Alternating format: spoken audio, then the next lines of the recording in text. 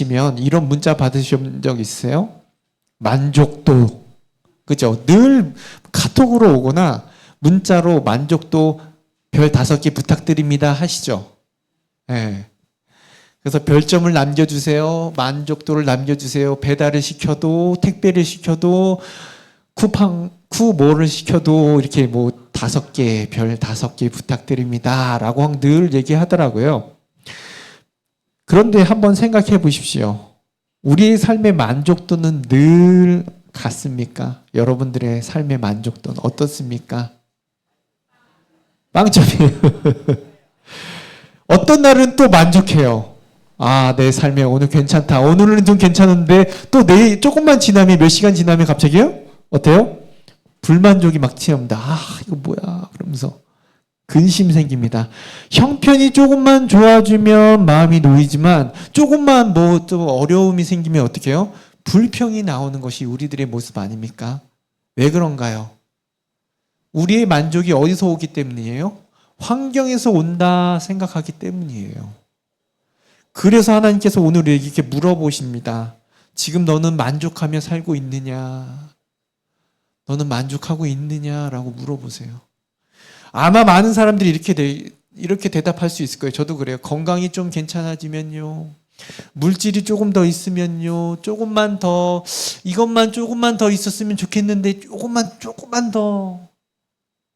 그래서 우리는 늘 말합니다. 조금만 더 가지면, 조금만 더 좋아지면, 조금만 더 채워지면 만족할 수 있을 것 같아요 라고 얘기합니다. 그런데 성경은요, 지금 전혀 다른 사람을 우리 앞에 세워놓아요.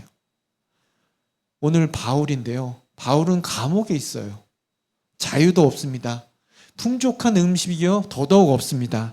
내일 죽을지도 몰라요. 어떻게 될지도 몰라요. 그런데 그는 이런 말을 해요. 나는 어떠한 형편이든지 자족하기를 배웠노라. 참 이상하지 않습니까? 우리는 좋은 환경이 있어야지만 만족한다고 생각합니다.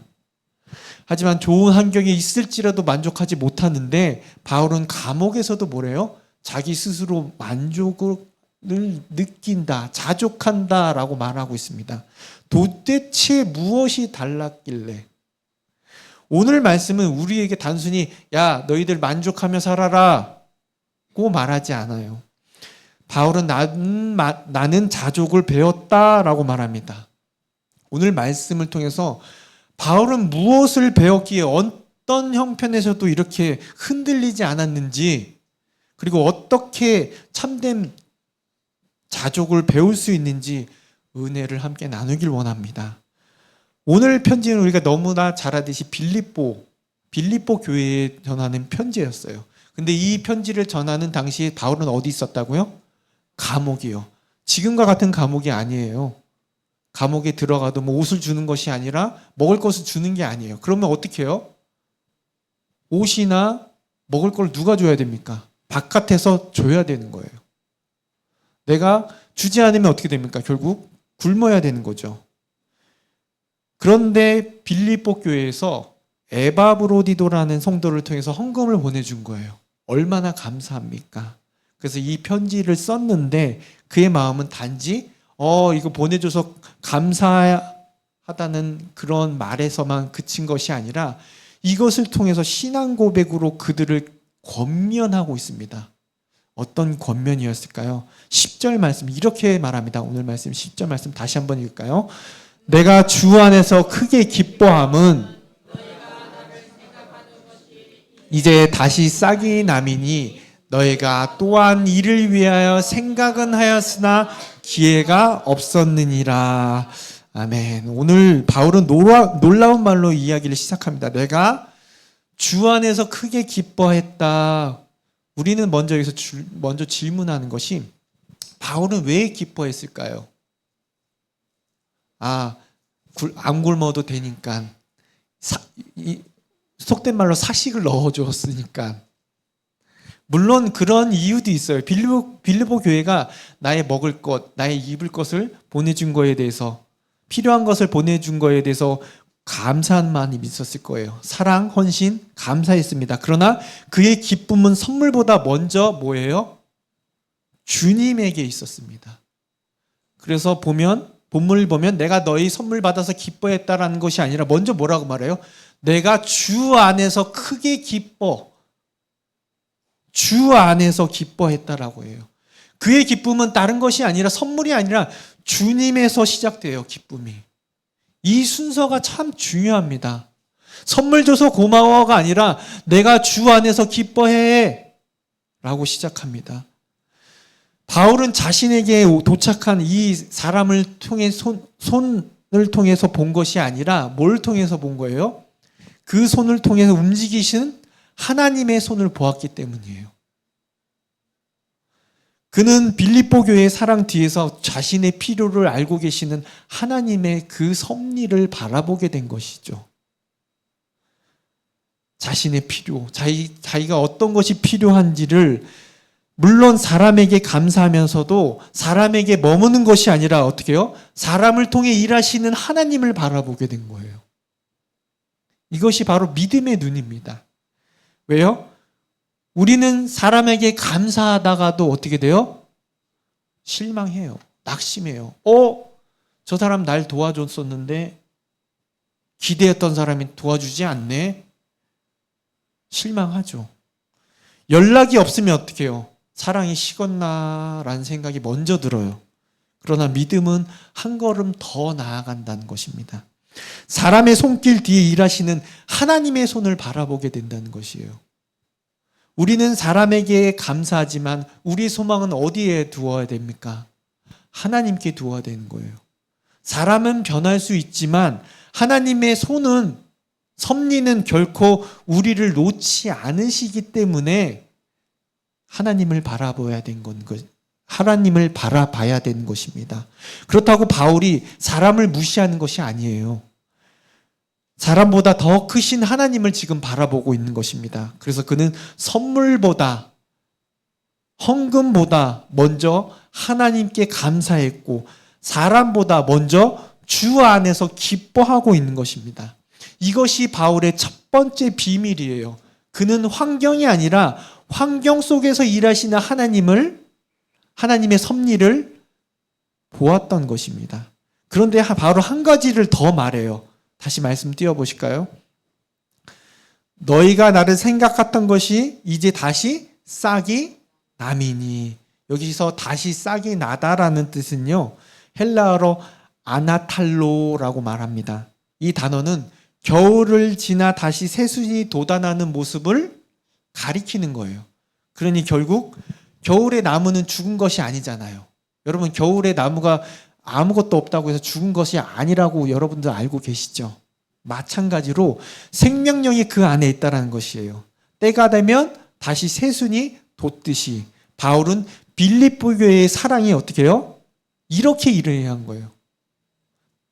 이제 나를 잊었구나. 도움이 없으니까 이제 나를 사랑이 식었구나 라고 생각한 것이 아니라 오히려 너희가 또한 이를 위하여 생각은 하였으나 기회가 없었다라고 얘기하고 있습니다. 사랑은 없어진 것이 아니라 표현할 기회가 없었다는 것이에요. 여기서 우리는 바울의 믿음을 바라봅니다. 사람은 쉽게 오해하기 쉬워요. 연락이 없으면 뭐라고요? 사랑이 식었구나.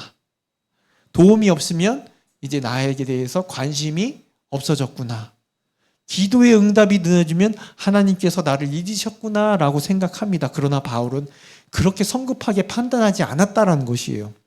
하나님의 때를 믿었기 때문에 믿음은 성급한 판단하는 것이 아니라 하나님의 그 때를 신뢰하는 것이다 라는 것입니다. 우리 눈에는 늦게 보일 수 있어요. 안 보입니다. 하지만 하나님의 때에는요, 섭리에는 늦음이 없다라는 것입니다. 빌립보 교회의 헌금도 바울이 가장 필요할 때 주신 겁니다. 우리의 삶도 그렇지 않은가요? 뒤돌아보면 왜 응답이 없었지라고 했지만 우리 삶을 뒤돌아보면 뭐예요? 가장 좋은 때에, 가장 우리가 필요한 때에 하나님이 주셨구나, 공급해 주셨구나라고 깨닫게 됩니다. 조금 더 빨랐다면 감당할 수 없었을지도 몰라요. 그 기다림이 없었다면 하나님을 의지하는 믿음을 배우지 못했을 수도 있다라는 것입니다. 우리는 시간 때문에 불안하지만 하나님은 언제나 어떻게 해요? 가장 좋은 때를 택하시고 우리에게 공급해 주신다는 것입니다. 그래서 바울은 선물보다 그 선물을 보내신 하나님의 그 섭리를 보면서 기뻐했다라는 것입니다. 그리고 또 하나 중요한 사실이요. 바울은 빌립보 교회의 선물을 기뻐했지만 그 선물이 그의 만족도를 결정하지 않았다라는 것입니다. 그래서 11절에 이렇게 말합니다. 11절 말씀 같이 읽겠습니다. 내가 궁핍함으로 말하는 것이 아니니라 어떠한 형편에든지 나는 자족하기를 배웠노니. 이 말은 도움이 필요 없었다라고 말하는 것이 아니라 그들의 사랑에 감사히 받되 그 사랑이 있거나 없거나 자신의 기쁨에 결정하도록 두지 않았다는 뜻이에요. 이것이 자족과 무감각의 차이입니다. 여러분, 자족은 사랑을 거절하는 것이 아니라 뭐예요? 사랑을 감사히 받되 뭐로 만족한다고요? 하나님으로 만족하는 거예요. 그러니까 선물이 오기 전에도 하나님은 나의 하나님이신 거예요. 선물이 온 후에도 그의 만족은 하나님께 있었다라는 거예요. 그러니까 선물이 있든 없든 나는 하나님으로 인해서 감사가 넘친다. 여러분, 우리의 기쁨이 어디에서 옵니까? 물론 자녀를 키우면 자녀에게서 올 수도 있고요. 또 월급이 들어오면 월급의 통장을 통해서 기쁨이 올 수도 있습니다. 물론 이런 것들이 하나님이 주시는 선물이에요. 그러나 선물은 우리의 기쁨의 근원이 될 수 없다라는 겁니다. 환경은 변하고 사람도 변하고 물질도 변하고 건강도 변하기 마련입니다. 그러나 하나님의 손길, 하나님의 섭리는 변함이 없으십니다. 그래서 바울은 감옥에 있었지만 기쁨을 잃지 않았던 거예요. 내 상황이 비록 감옥에 있어서 매여 있었지만 감옥보다 더 크게 하나님의 손을 보았기 때문에 그의 기쁨은 늘 충만했던 것이죠. 그러므로 오늘 우리가 먼저 물어야 할 질문은 내 환경이 어떠한가가 아니라 하나님은 지금 이 상황 속에서 어떻게 일하고 계시는가? 나를 위하여 어떤 일을 준비하고 계시는가? 라고 먼저 물어야 되는 것입니다. 이 질문을 한 사람이 바로 믿음의 사람이지요. 환경이 아직 바뀌었지 않았어도 하나님의 일하심의 계심을 믿는 사람. 사람의 도움이 늦어지더라도 하나님의 때를 신뢰하는 사람. 보이는 손길 뒤에서 보이지 않는 하나님의 손을 발견하는 사람. 여러분, 환경이 기쁨을 만드는 것이 아니라요, 하나님의 그 손길이 기쁨을 만드는 것입니다. 그것을 아는 사람이 바로 믿음의 사람입니다. 그런 믿음이 우리 가운데 있기를 간절히 축원합니다. 많이 하는 질문인데요. 여러분, 하나님께 기도할 때 가장 먼저 구하는 것이 무엇입니까? 이 문제를 좀 해결해 주십시오. 저도 늘 기도하는 이 문제를 해결해 주십시오. 이 상황을 바꿔 주시옵소서. 이 어려움을 끝내 주시거나 이 병을 고쳐 주시거나 닫힌 문을 열려 주시옵소서. 물론 이 기도가 잘못됐다는 것이 아닙니다. 하나님이 우리의 필요를 아시고 또한 우리도 이 형편을 아뢰어야 합니다. 그러나 오늘 바울은 우리에게 한 가지 더 깊은 사실을 보여줍니다. 바울은 이렇게 말하지 않았어요. 환경이 바뀌어서 내가 자족하게 되었습니다. 형편이 좋아져서 제가 만족하게 되었습니다. 오히려 이렇게 고백했습니다. 11절 말씀 다시 보겠습니다. 내가 궁핍함으로 말하는 것이 아니라 어떠한 형편에든지 나는 자족하기를 배웠노니. 여기서 우리의 시선을 붙드는 것이 하나 있는데 배웠다라는 거예요. 배웠다. 이 단어는 단순히 내가 지식을 얻었다라는 것이 아니라 내가 삶을 통해서 배웠다. 내가 실패를 통해서 배웠다. 내가 눈물과 기다림 속에서 몸으로 익혀갔던 배움을 말하고 있는 것입니다. 바울은 이 자족에 대해서 한 번 듣고 지식으로 끝난 사람이 아니라는 거예요. 수많은 삶의 계절을 통해서 이 사실을 알게 된 것입니다. 배웠어요, 배웠어. 내 삶을 통해서 배웠다라는 거예요. 그 사람이 원래 강하고 원래 의지가 굳은 사람이 아니라 기도의 응답을 기다리는 시간도, 사람을 떠남도, 배고픔과 추위도, 감옥과 멸시까지도 지나왔고 그 모든 시간을 통해 뭐예요? 하나님께 그의 삶을 만들어 가셨다라고 고백하는 겁니다. 내가 이걸 통해서 배웠다라는 것입니다. 처음부터 자족했던 사람이 아니에요. 하나님이 그의 삶을 통해 가르치셨기 때문에 자족한 사람이 된 것이라는 것입니다. 그래서 내가 배웠습니다 라고 얘기하는 거예요. 여기서 우리는 중요한 사실을 발견하게 됩니다. 하나님은 환경을 바꾸시는 것보다 먼저 사람을 만드신다는 거예요. 배우게 하신다는 거예요. 왜 그렇습니까? 환경이 바뀌면 삶은 편해질 수 있어요. 그러나 사람이 바뀌면 뭐가 달라져요? 인생이 달라집니다. 환경이 좋아져도 사람이 그대로이면 또 불만이 나와요. 또 이것도 불만이다, 저것도 불만이다. 한 가지 문제가 해결되어도 뭐예요? 마음이 편하지 않아요.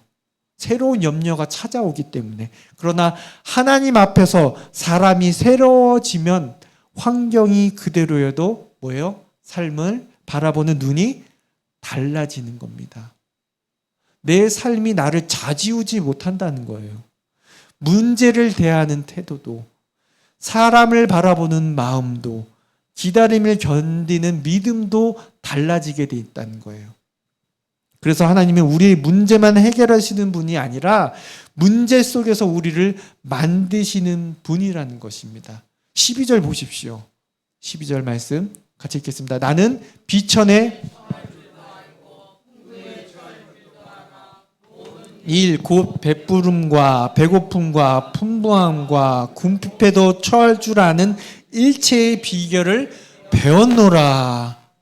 아멘. 하나님은 바울을 한 가지 환경에만 두신 게 아니라 모든 삶의 계절 속에 훈련을 시켰다라고 말씀하시는 거예요. 내가 이런 훈련을 통해서 배웠다라는 겁니다. 비천, 풍부, 배부름, 배고픔, 궁핍, 풍요.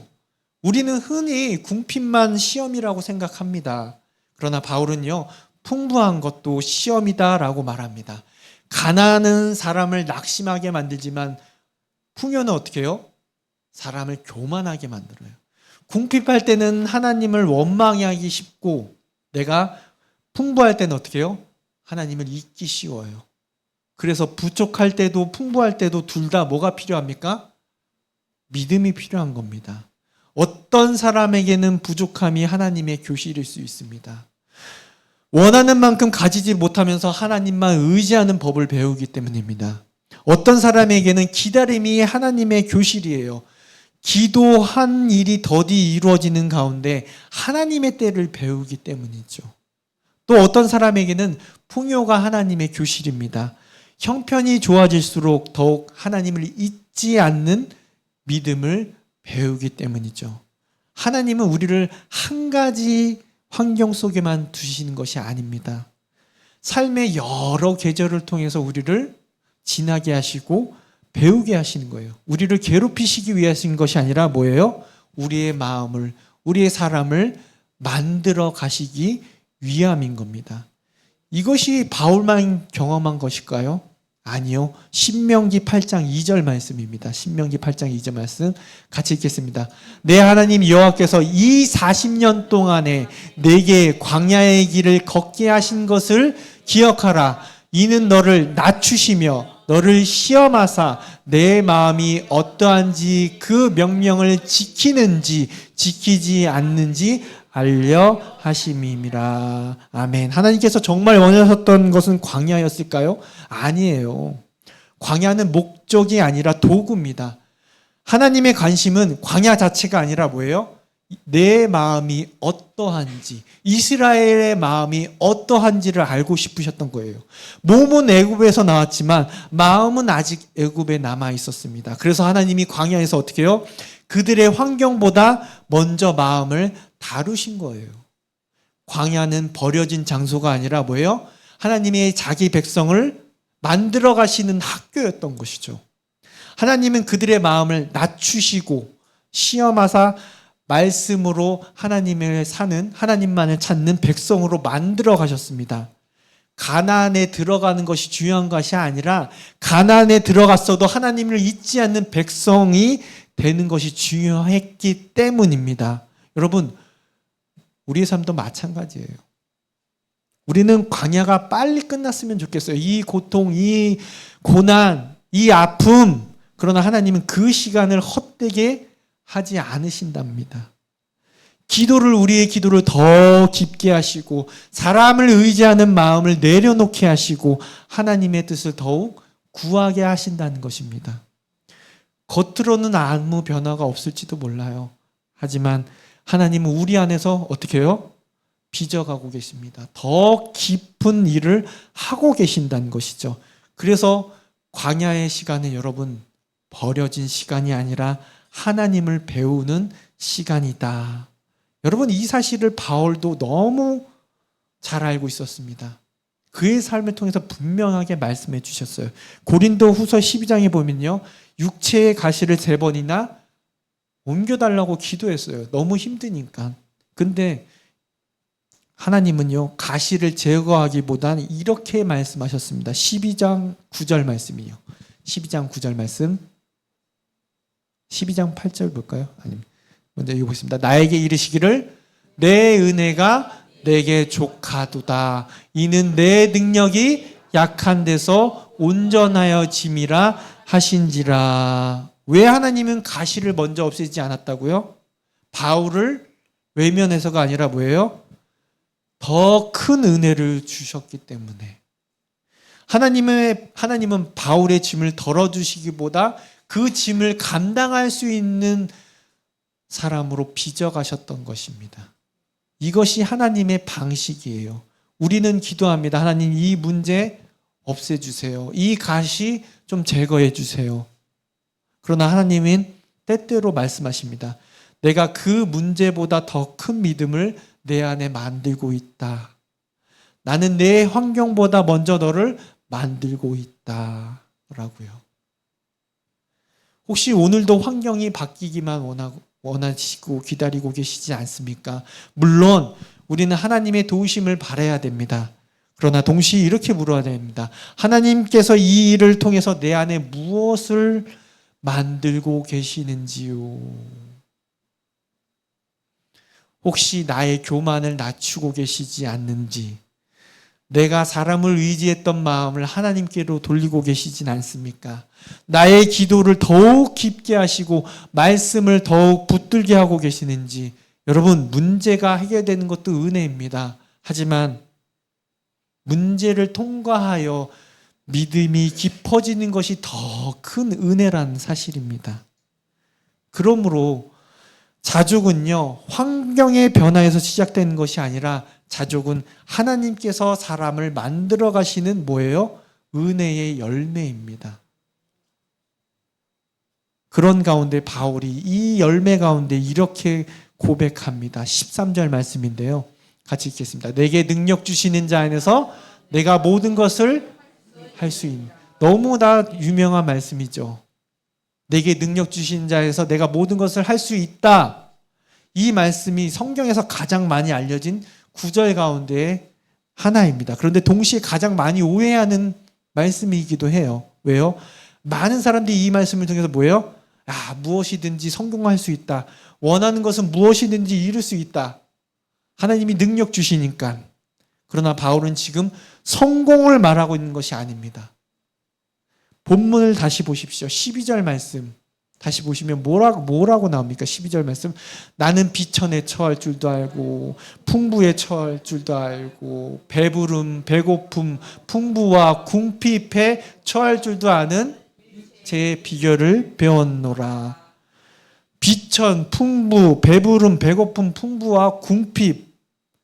그러므로 13절에 이 모든 것은 세상에서 원하는 것을 무엇이든지 이룰 수 있는 뜻이 아니라 그리스도께서 힘을 주시기 때문에 나는 어떠한 형편에서도 믿음으로 감당할 수 있다라는 뜻이에요. 바울은 무엇이든지 할 수 있다라고 말하는 것이 아니라 어떤 형편에서도 어떤 상황에서도 배고픔 속에서도 배부름 속에서도 비천함 속에서도 뭐예요? 무너지지 않을 수 있다라는 거예요. 그래서 하나님을 원망하지 않을 수 있다라고 고백하는 겁니다. 왜요? 내게 능력 주시는 자 안에서. 바로 여기에 자족의 비밀이 있습니다. 자기 자족할 수 있는 비밀. 능력보다는 먼저 안에서를 우리는 다 주목해야 될 것입니다.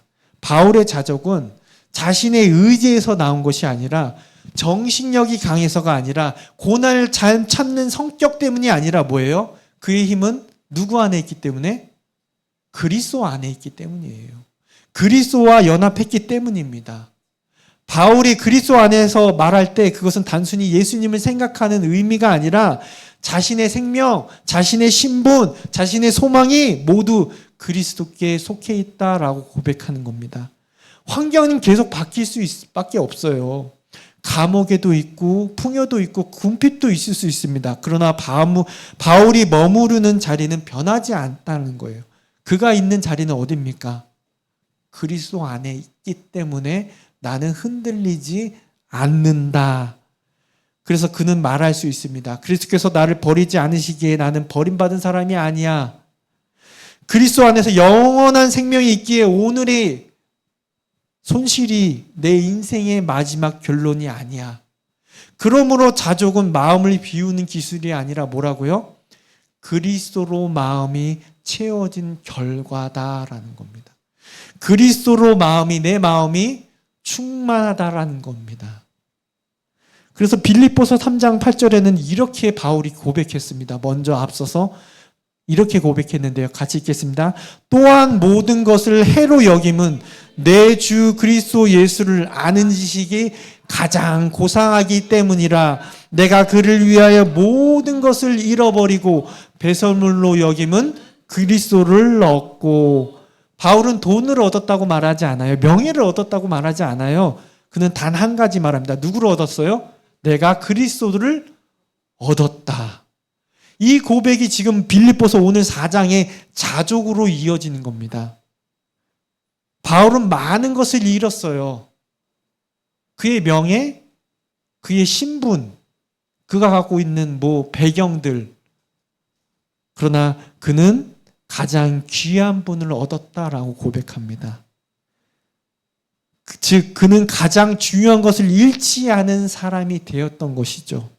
세상은 감옥에 갇힌 바울을 가난한 사람이라고 보지만, 불쌍한 사람이라고 보지만, 바울은 자신을 어떻게 해요? 가장 부유한 사람이라고 고백하고 있습니다. 왜요? 가장 귀한 분을 가진 사람이 가장 부유한 사람이 되기 때문입니다. 여러분, 많은 것을 가진 사람이 자족하는 것이 아니라 가장 귀한 분을 가진 사람이 자족하는 사람입니다. 그래서 성경은 우리에게 이렇게 물어요. 너는 얼마나 많이 가지고 있느냐가 아니라 너는 누구를 가지고 있느냐. 신앙의 핵심이 바로 이겁니다. 나는 누구를 가지고 있습니까? 우리도 자주 생각합니다. 뭐만 바뀌면, 뭐만 좀 더 좋아지면 만족할 텐데. 그러나 바울은 지금 자신의 삶을 통해서 정반대의 길을 보여주고 있어요. 환경이 좋아서요? 아니요. 그리스도를 내가 환경이 도와서 내가 만족할 수 있는 그런 상황이 되어서가 아니라 그리스도가 너무 귀해졌기 때문에 내가 더 이상 환경에 묶이지 않게 된 것이라고 말하는 거예요. 이것이 복음이 만드는 변화라는 겁니다. 우리의 마음의 가장 깊은 문제는 가진 것이 적다는 데 있지 않습니다. 하나님만이 채울 수 있는 자리를 다른 것으로 채우고 있다는 거예요. 우리는 재물과 사람의 인정, 그것으로 우리의 자리를 채우려 하지 않았습니까? 그러나 그것은요, 모두 하나님이 주신 선물일 뿐이지 하나님을 대신할 수는 없습니다. 선물을 아무 일이 많이 받아도 하나님이 계셔야 할 자리가 비어 있다면 여러분, 우리는 만족한 삶을 살 수 없다라는 거예요. 반대로 가진 것이 많지 않아도 그리스도가 우리 마음의 중심에 있다면 여러분, 우리의 영혼은 결코 무너지지 않습니다.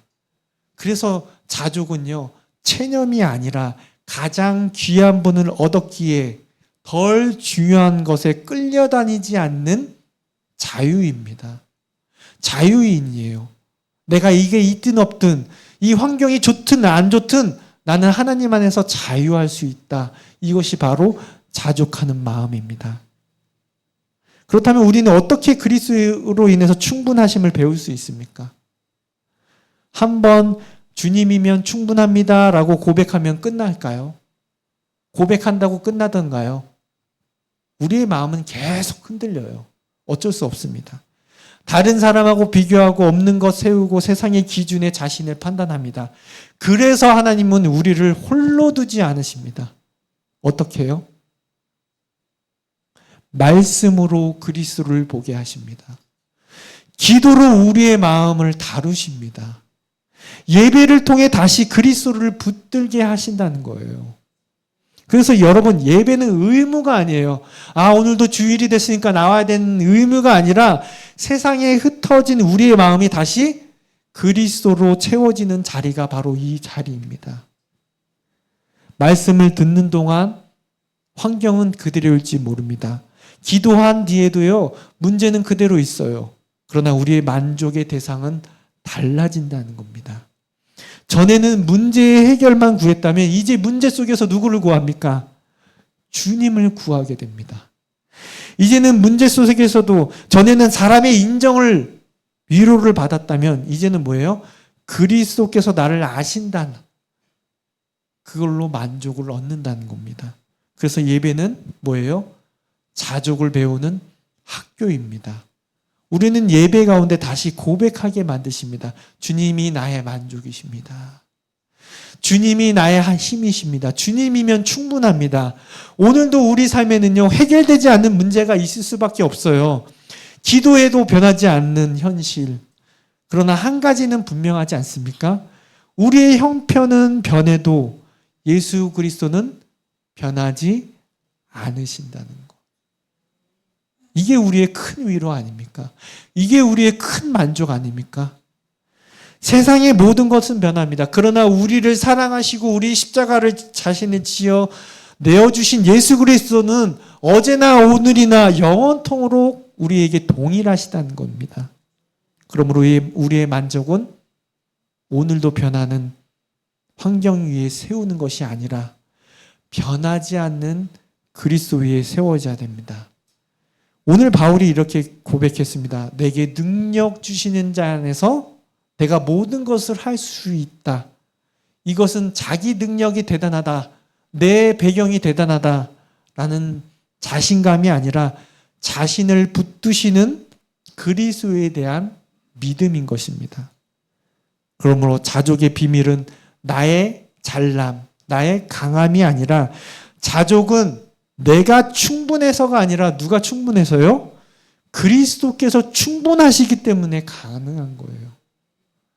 내가 가진 것이 많아서, 내가 가진 것이 없어서가 아니라 그리스도께서 충만하시기 때문에 가능한 겁니다. 말씀을 마무리하겠는데요. 오늘 말씀을 통해 우리는 세 가지를 배웁니다. 참된 기쁨은 환경이 아니라 하나님의 섭리를 통해서 시작된다. 자족은 타고나는 성품이 아니라 뭐예요? 하나님의 삶을 통해서 가르치시는 믿음의 훈련이다. 자족의 비밀은 환경이 아니라 뭐예요? 예수 그리스도이십니다. 결국 자족은 환경을 바라보는 사람이 아니라 그리스도를 바라보는 사람의 고백인 거죠. 나라의 삶을 통해서 바라보는 것이 아니라 그리스도가 충만하기 때문에. 여러분, 오늘도 우리는 이렇게 말할 수 있어요. 조금만 더 있었으면, 조금만 더 했으면. 하지만 성경은요, 많이 가져서 자족한 것이 아니라 하나님으로 만족하는 사람이 참된 자족을 누린다라고 우리들에게 말씀해 주십니다. 오늘 바울은요, 감옥에서 그렇게 우리에게 보여주었어요. 감옥은 바울의 몸을 가둘 수 있지만 그의 기쁨까지는 가둘 수 없었습니다. 그의 만족은 감옥 밖에 있지 않았기 때문에 그의 만족은 그리스도 예수 안에 있었습니다. 오늘 하나님이 우리에게도 물으실 것입니다. 너는 무엇이 있어야 만족하겠니? 그 문제가 해결되어야만 감사할 수 있니? 내가 너와 함께 하는 것으로 아직 충분하지 않느냐? 이 질문 앞에서 우리는요, 주님이면 충분합니다 라고 말하지 못해요. 여전히 환경을 보고 여전히 내 스스로를 바라보게 됩니다. 그러나 여러분 낙심하지 마십시오. 하나님이 우리를 포기하지 않으세요. 우리의 눈을 열어 하나님의 일하심에 계심을 섭리를 바라보게 하시고 우리의 형편 속에서 우리의 사람됨을 만들어 가십니다. 무엇보다 그리스도가 얼마나 귀하신 분이신지를 날마다 배우게 하십니다. 그러므로 여러분 우리의 삶의 고백이 바울의 고백처럼 되길 원합니다. 내게 능력 주신 자 안에서 내가 모든 것을 할 수 있습니다. 어떤 형편에서도 나를 붙드시는 그리스도를 믿겠습니다. 하나님, 환경이 아니라 그리스도 한 분만으로 충만할 수 있는 우리 삶이 되겠습니다. 이 고백이 우리의 삶의 고백이 되기를 이 시간 간절히 기도합니다. 이 시간 우리 하나님의 사랑을 주만 바라볼지라 찬양하신 후에 말씀을 위하여 기도하시겠습니다.